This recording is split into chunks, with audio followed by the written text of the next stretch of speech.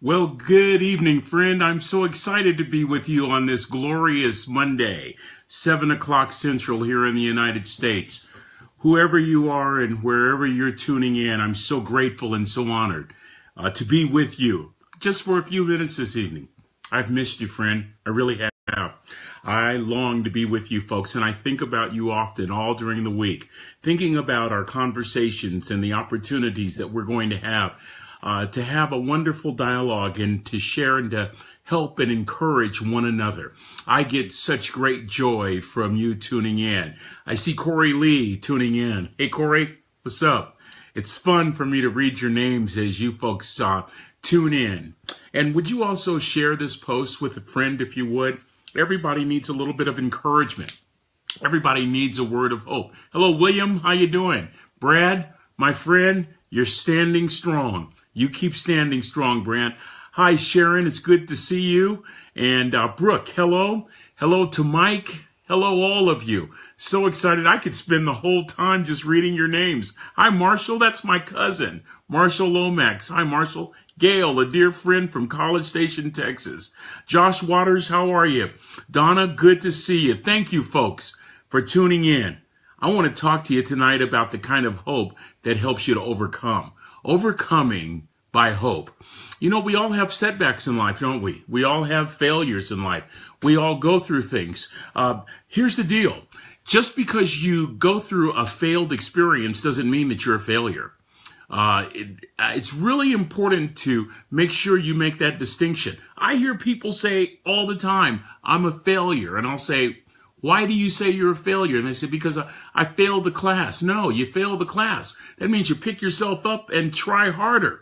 But you don't quit, and you never label yourself a failure. You're not a failure. Failing a class and being a failure are two separate, discrete things. And it's very important moving forward that we understand that. To help my thinking in this area, because many times I have felt like a failure, I depended heavily on the writing of John Maxwell, phenomenal leadership writer, former pastor, and he has literally helped millions. I quote him in my book on page 66, in my book, Afraid to Hope, Discovering the Courage to Dream Again. So tonight, here is our nugget. Page number 66. I'll set up the quote by reading the previous paragraph. I wrote, in a society where gratifications are instant and communication even faster, the illusion becomes quite simple. We get it when we need it, and we get it faster when we don't have time to waste. In other words, we have ripped the Valley experience from the equation of success. Companies don't talk about failures in a positive way. People don't discuss the virtues of setbacks at cocktail parties. However, a growing field of study is emphasizing failure as a catalyst for success. John Maxwell, in his New York Times bestseller, Failing Forward, makes this argument. Quote, the difference between average people and achieving people is their perception of and response to failure. Oh boy, what if I were to tell you that nothing, absolutely nothing can teach you like a failed experience? In a failed experience, there are not very many places to hide. In a failed experience, you get exposed. At least that's been my case. In a failed experience, you have to make a choice. Am I going to be passive and stay in neutral, or am I going to be an overcomer by really taking a close look at myself, my behaviors, and readjusting my priorities to grow my capacity in order to go to that very next level? What am I saying? Failure demands a change. Circumstances don't leave you the same. You either retreat, go backwards, or you say, you know what? I've got to go forward. I need to go for it. I'll always be grateful for my years at Texas A&M, gig 'em. I'll always be grateful for those years I spent as character coach and chaplain on the football team. And I learned a mighty lesson, friend. In competitive sports, as many of you know, you don't have much time to hang your head. I can remember playing, in college, you play on Saturdays. I can remember losing. We won a lot, but we lost as well. And I can remember those road trips when you lose. There's nothing worse than flying home after losing. So you get home in the wee hours of the night. The next day, which is a Sunday, you report back to the facility that next afternoon. You take a look at the videotape. As many in football will tell you, tape don't lie. And you can tell everybody what you did or what you thought you did, but there you are, exposed. And you don't have much time to hang your head because Alabama's coming to town. Florida State is coming to town. Ohio State is coming to town. Michigan is coming to town. Baylor is coming to town. University of Texas is coming. You don't have much time. You were in a failed situation. You didn't block. And you don't have anybody else to pin it on. There's the tape showing you didn't block. And guess what? You got one or two chances. You can stay in that state of denial where you're wallowing in passivity, blaming everybody else and doing nothing, or you can say, was wrong, need to learn, need to grow, need to hold that block just a second longer, need to execute that block. I need to make an adjustment. Friend, I want to tell you, great people do things that other people don't. Oh, baby! Great people do things that other people don't. Great people are always asking themselves, how can I grow? How can I stretch? How can excellence in my life be dominant, prominent, preeminent, zenith, number one, top drawer, top shelf, central core in my life? And oftentimes it begins in the valley of despair. Oftentimes it begins with a setback.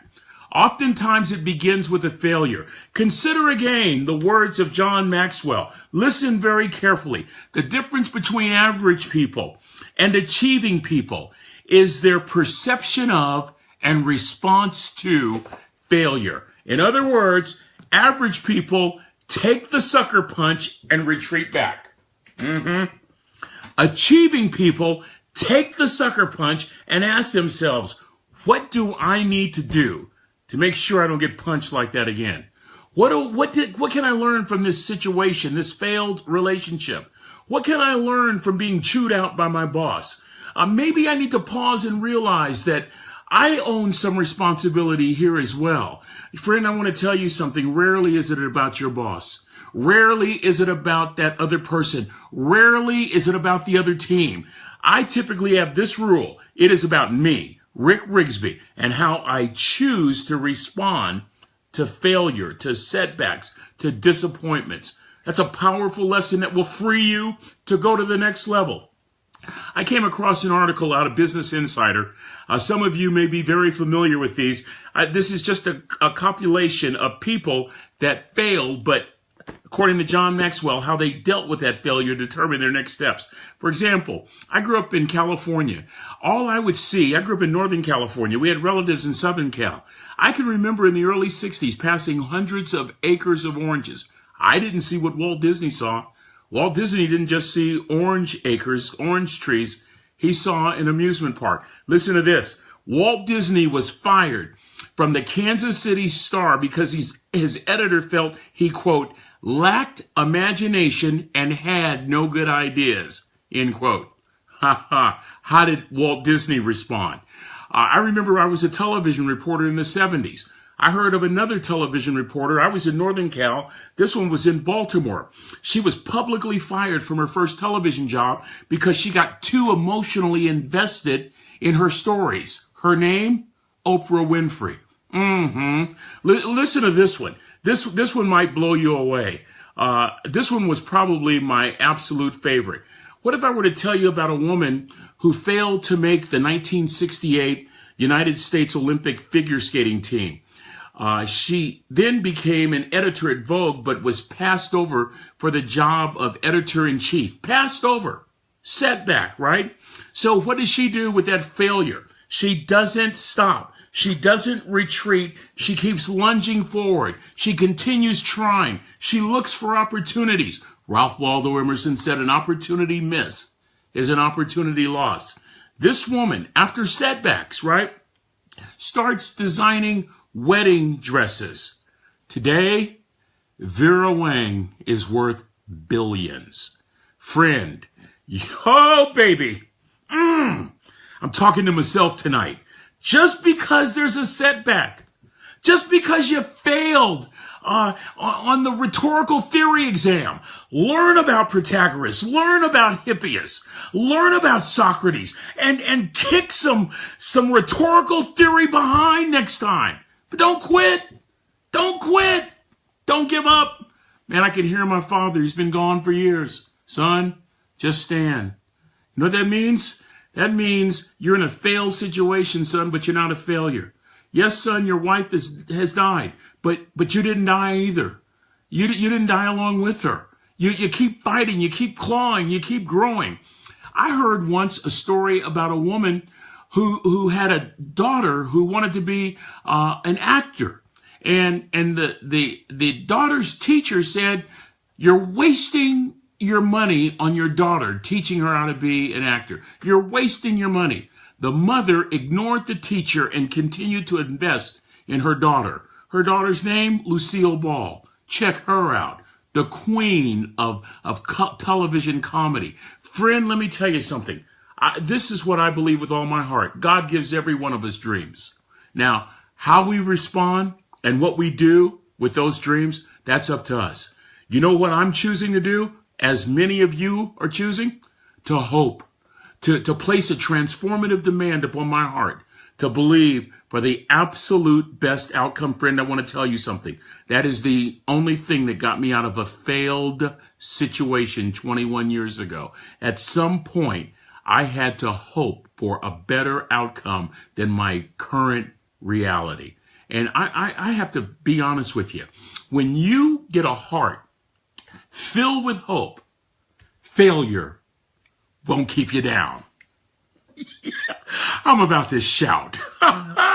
When you have a heart that is filled with hope, what weapon on this earth, what force on this earth, what discouraging word, what condemning word, what past setback, what past problem, what past issue can keep you down?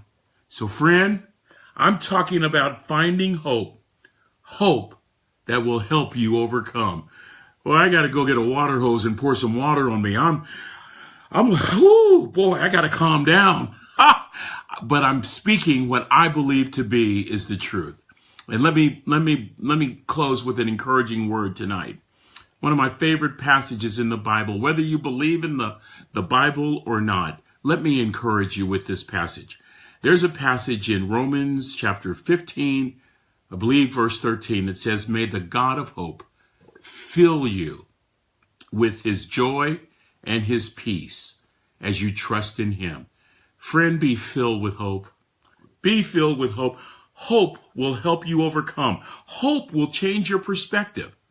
It'll change your perspective to the point that you will see the marvelous, unbelievable utility of going through a failed situation.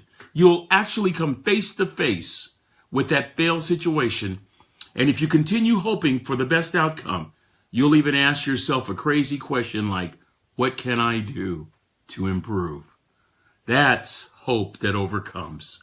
Oh, friend, I can't wait to visit with you again. Can we continue talking about this? I just think that this is a really important discussion for us to have. Any discussion that will help you to remove the chains and the shackles of that which wants to hold you back, I think is a good discussion. And when we label ourselves as loser, or we label ourselves as failure, or inept because of some past experience or current mistake, we're missing the point. There is a utility, there is a pragmatic utility associated with going through a failed process that has the rich, ripe potential to make you a better version of you. Let's discover that. Until we meet again, which I have picked our next meeting time to be Wednesday, a special time Wednesday, 5 o'clock Wednesday, 5 o'clock Central. That's 6 o'clock Eastern. Special time on Wednesday. I hope you join me. Until we meet again on Wednesday, be encouraged, be blessed. May you be filled with hope, be filled with peace, be filled with joy. Try to find a moment over the next 24 hours to rest, to rest your body and to rest your mind. Be encouraged, friend. All is not lost just because you perceive you're in a lost situation. All hope is not gone because you perceive that you're in a hopeless situation. And you're not a failure just because you're in a failed situation. Ask yourself a couple of simple questions, questions that will help you begin to climb upward. Until we meet again, be blessed. Be blessed. Can't wait to talk to you on Wednesday. I'll talk to you soon.